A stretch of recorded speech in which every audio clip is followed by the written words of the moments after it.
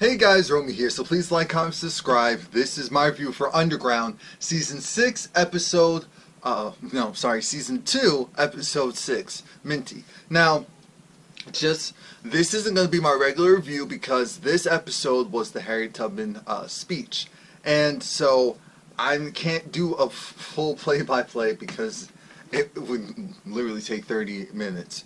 Instead, I'm going to go and do an abbreviated version, so any information that I missed or anything that I didn't go over, some of it will be intentional because I want it to just flow better. Other things I may have actually missed, so please leave a comment below. Now, the speech starts off with Harriet. She's getting ready in the back. She's putting on her corset and she's getting dressed because she needs to go and talk to this room, majority filled with white people, white abolitionists, a few black, possibly other nationalities as well. But she's nervous. She's really nervous. She's praying because she's super nervous. We see her as this strong figurehead of a movement, and you have to realize that she was still a person at the end of the day.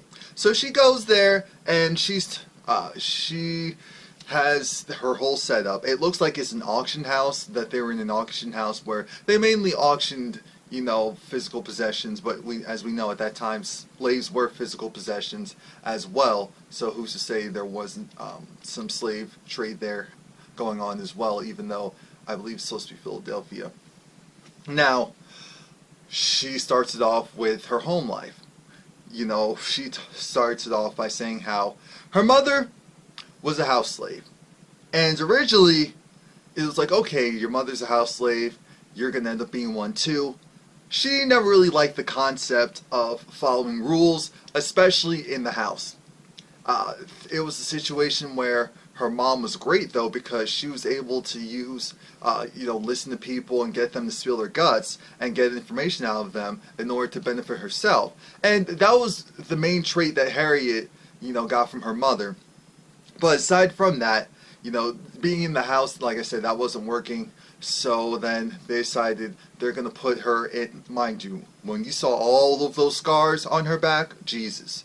But Harriet talks about how she was, I believe she went and cleared the muskrat traps. So she was in the swamp a lot, and her little body couldn't handle that environment. So she got sick, and in order to save her, her mother went and said, you know what, she needs to come back in the house, bring her back in the house, please.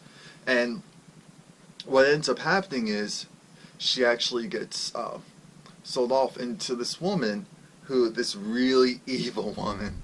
This woman who she could never please. She would go and she would sweep and dust, and this woman would beat her. This woman wanted to see the satisfaction from her crying, but she never gave that to her. She was like, you know what, I'm going to be defiant. And that's in that moment where she decided, instead of going and letting them, the oppressors, see her sweat, see her cry, see her weak, she's going to go and get used to that pain and, learn to enjoy that pain, because that pain was her form of defiance. There was a time where she went and took, when her, the slave master wasn't looking, she went and took the sugar. Went and took that sugar, put it in her mouth. She said, oh, it was delicious. I mean, even everyone was laughing. She was running. She felt so free and alive. Of course, they took her back and beat her up as a result of that. But, again, she always had that mentality of, I'm going to get out of here. I'm going to do better for myself. There was one moment where she decided, you know what, forget all this. She's going to go and make a run for it. She went to her brothers, went and left. What ended up happening is, that's in that moment, not in that moment, in that time period, that's when she learned that you can't go and try to free people that don't want to be free, or aren't ready to be free, or ready to run, or ready to have a different life. Why? Because they wanted to go and turn back. They wanted to go and turn back, and as we know, if they turn back and she's not back there with them, they'll eventually find her, and it's going to be even worse for her. So she originally turned back, and she made up in her mind that she's never going to go and tell people who essentially aren't ready or don't want to be helped. And I also helped her out in the future, where she made sure that she had a gun, and anyone who thought that they were ready to run, but then said, no, I can't do this, she was essentially like, look, So we're going this way, you're not going that way. How about that? And so that it was an overall good thing that happened for her when she was younger, so that she could learn and understand. But one day there was a situation where there was an opening. There was an opening, and she married this man. His name John Tubman. So of course she kept her last name, and he was a great man. She thought that they were going to be together forever. One day she saw an opening to run, and she did, and she felt so free. She felt so free, but it wasn't enough. Her family was still in bondage, so she went back for them. She went back. She got her mother. She got her brothers, and took them. What was it, to Philadelphia? I know a lot of slaves went to Canada to be free, because later on, that's what she started to do. Instead of just taking them to Philadelphia and having them figure it out for themselves, she would bring them all the way to Canada so that they could really be free. Now, when she went for her husband, mind you, this is where she finds out, oh, he's taken up with another. Not only is he taken up with another, the woman's living in his house. She was so hurt, but even then, she went back and tried to get him out of there. He said no, he's not leaving without his wife, his new love. So she said, you know what, I'm not that hurt. I'm not that pressed for you. I'm gonna go, continue to do me. It hurt her, but it did make her stronger in the end. So she left without him. She also discusses how she got the scar on her head. She asked one of the abolitionists, what does it look like? Oh, it looks like a bird. It looks like a bird. It's like, yeah. And what happened was a slave owner was trying to go and get one of his slaves, was trying to attack one of his slaves. So he took this cast iron pot, threw it, it hit her in the head. And of course, essentially no one really cared. And they're like, oh my God, the sheer pain alone. But ever since then, she's been having these visions. People will call it fainting spells, where she just kind of zones out, or actually falls out and then comes back to with a new plan. But she says no. What happens is, she really believes that it's the spirits. She really believes that it's a calling, that it's like God and the spirits calling out to her, saying that you're not alone. You have the power, you have the strength, you can do anything you put your mind to, and we're going to help you. We're going to help you as long as you're willing to listen.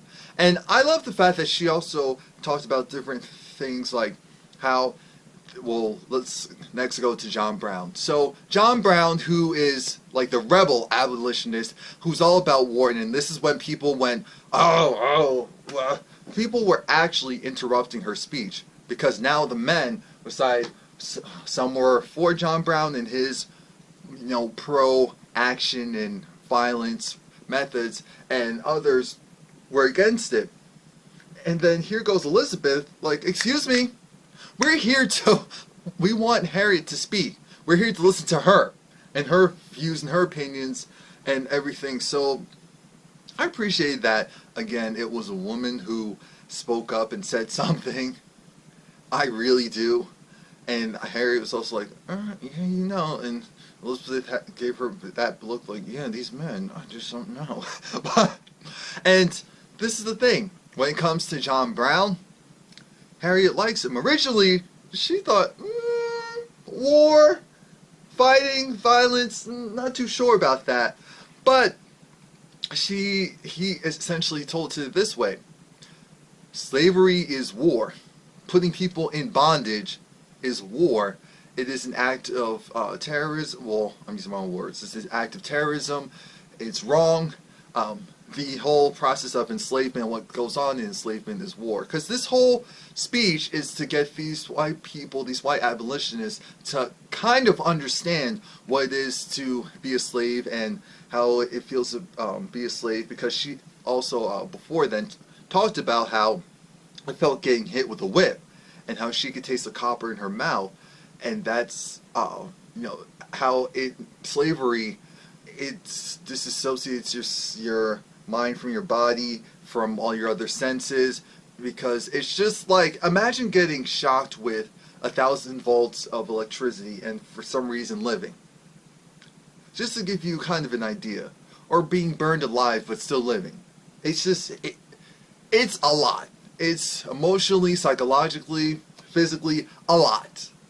And throughout all of this was her way of telling her that. And that's why she said, even though John Brown, he talks about, violence and war, well, slavery is war, and we're not going and becoming monsters because we want to fight back. Are you kidding me?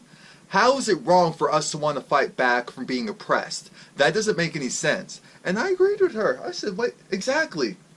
She was trying to tell these people, you have to fight back. There's multiple ways you can do it, though.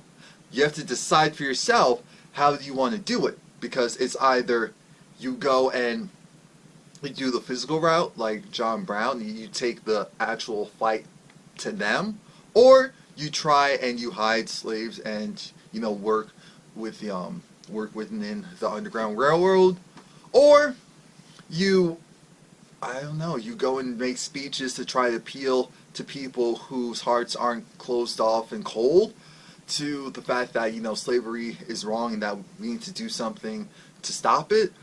There's many ways that you can go and fight back, but you have to do something. You can't just roll over and die. You can't just roll over and give up. There are people who need help. There are people who are oppressed. There are people who are ready to be freed from the shackles of bondage, and yet you're right there. You can do something, but you decide, you know what, I'm going to let someone else do it. No, this isn't how this works. This isn't how this works. And if it means taking the physical war back to them while you're on the other side going and, physically freeing the slaves and hiding them out until you can get them to a safer place, then that's what you have to do. This show, how this episode was done, I said, oh, I know it's going to be good, but an hour and a whole hour dedicated to her talking, the speech. And then I had to think about it. Wait, you have to be a great storyteller. If you're a great storyteller, then you can talk for hours and people will be entertained, or at least the people who are willing to receive the message that you're trying to convey in your story. So when that happened, once I made that connection mentally, I realized, yeah, I can rock with this. And as soon as it started, I said, okay, here we go. Because she even did things to kind of get us out of the trivial mindset of, okay, we're watching the show, we're hearing her story. For example, each time she got hit, she kept banging stuff. She kept banging that table with her hand just to let you know how it felt each time she got hit. And how each time it was a wake-up call, like, hello, gotta do something. And that was her main message. You have to do something. You can't just sit around and do nothing and let terrible things happen. And at the end of the episode, she kind of brings it all together by referencing what's currently going on in America. And I felt like the speech itself, I'm sure it was, mildly altered and tailored, but especially this ending where she was essentially saying that at this moment in time, there are forces going on that are trying to bring you back into an area that you're not meant to be in. And, the whole thing with the administration that's currently in power, Trump and friends, and how Trump and friends are never saying the word or saying even the president, but saying how this whole Make America Great Again. Well, making America great again doesn't mean bringing it back. You have to move forward, and you have to move forward with action. You can't just go and sit down and let the powers that be continue to be the powers that be. You need to stand up and do something. And I took that as, you need to go and make sure you vote. You need to go and let your voice be heard regarding what you think is wrong. You need to go and protest. You need to go and, again, do whatever your version of being an abolitionist, because she was telling those people, you guys aren't really abolitionists. You have great intentions, but abolitionist means to abolish. You're an abolisher. We haven't abolished slavery. We haven't really abolished anything, but we're on our way there. So that was it. I know there are a lot of details that I missed. That's not what this was meant for. This was really just a recap. Please like, comment, subscribe. Let me know what you think. This was really good.